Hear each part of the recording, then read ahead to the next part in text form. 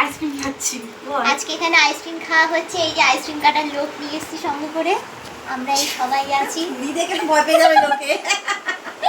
Ice cream কাটছে ice cream দাদু আইসক্রিমটা কেমন? দাদু বলো আইসক্রিমটা কেমন? সবাই খাবে, খেয়ে তারপর বলবে দাদু আইসক্রিম কেমন হয়েছে। এই এখনো আইসক্রিম কাটতে ব্যস্ত।